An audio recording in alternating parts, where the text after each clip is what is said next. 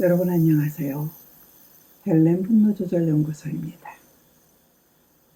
오늘은 과도하게 분노하는 직장 상사에 대한 이야기를 여러분과 함께 생각해 보도록 하겠습니다. 회사 생활하면서 절대 만나고 싶지 않은 사람. 야야야, 저 인간 100% 분노조절장애야 라고 말하는 사람이 있습니다. 사무실이 무슨 배틀그라운드도 아니고 주변 사람들한테 헤드샷을 날리고 총질을 해대는 저 사람. 그 사람 때문에 일의 결과가 안 좋거나 부하 직원이 실수했거나 상사에게 질책을 받았다고 해서 과도한 분노를 드러내는 정말 이해할 수 없는 사람이 있다는 거죠.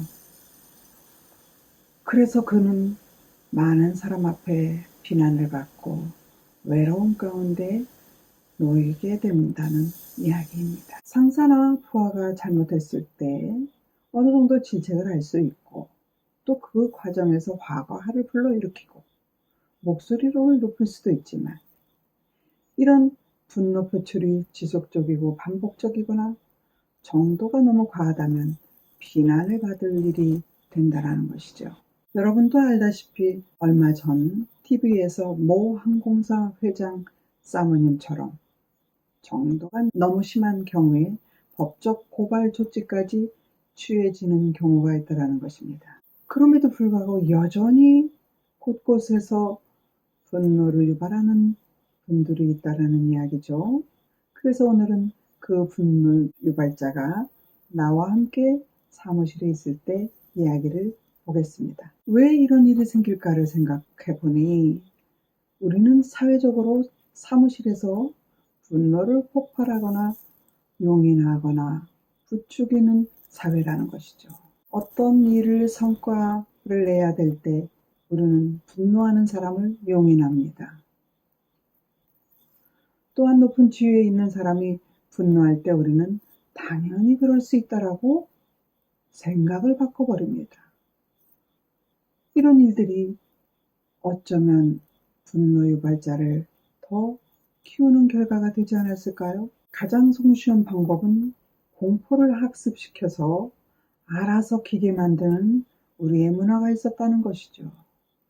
가장 흔한 이야기로 군대 이야기, 조직 이야기입니다.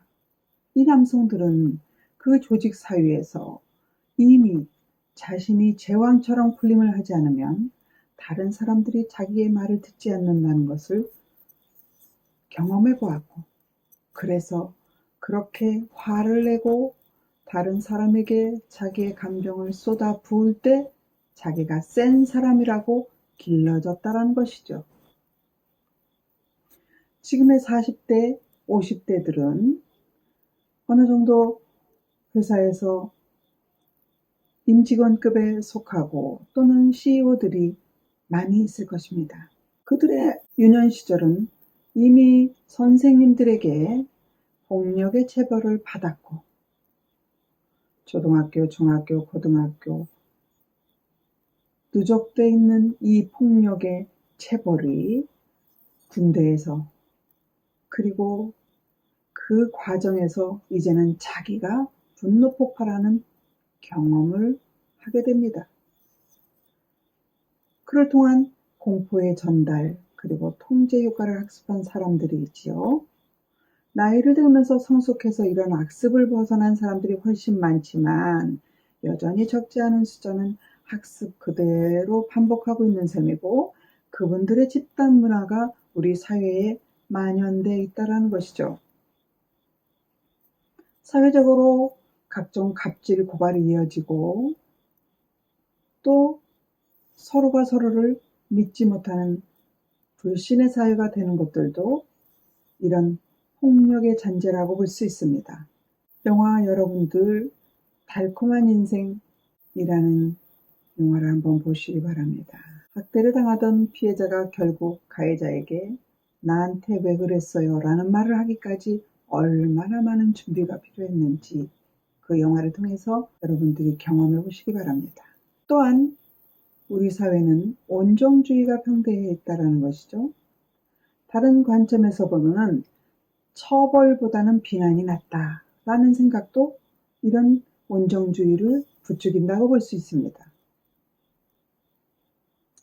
실수를 반복하거나 책임져야 할 잘못을 저지른 직원에게 가장 정확한 대응은 그 잘못에 대해서 취업 규칙 등에 근거한 오피스 페널티를 주는 겁니다. 명확하고 고의적인 잘못으로 회사에 손실을 가져왔다면 손해배상을 청구하고, 인사상의 잘못을 저질렀다면 회사를 떠나게 하고, 업무상의 큰 실수나 반복적인 실수라면 인사과에 반영하는 것이지요. 그런데 우리 사회는 이런 조치를 너무 정이 없다, 냉정하다라고 이야기합니다.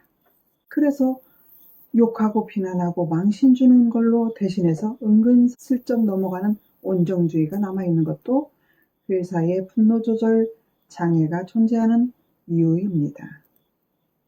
미국인들과 같이 일을 해보는 분들은 아실 텐데요. 미국인들은 직원이 잘못하는 경우 아주 좋은 얼굴과 좋은 말투로 이야기합니다. 상사가 분노를 드러내는 경우가 좀처럼 없다라는 것이죠.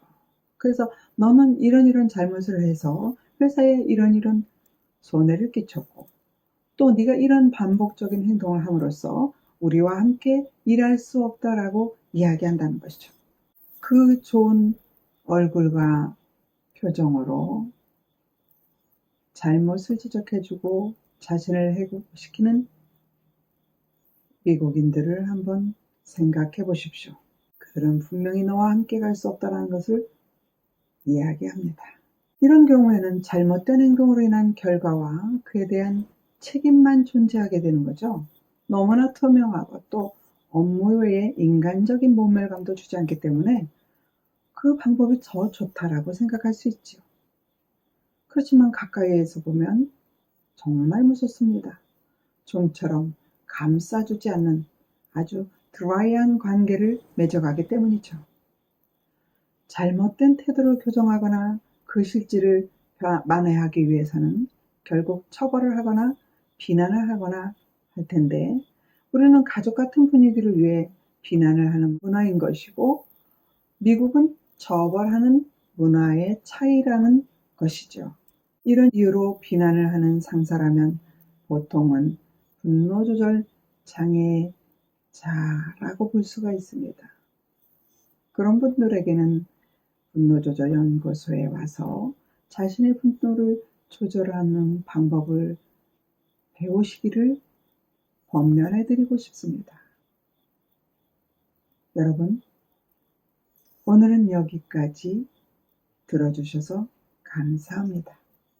다음 편에서 또 여러분 만나도록 하겠습니다.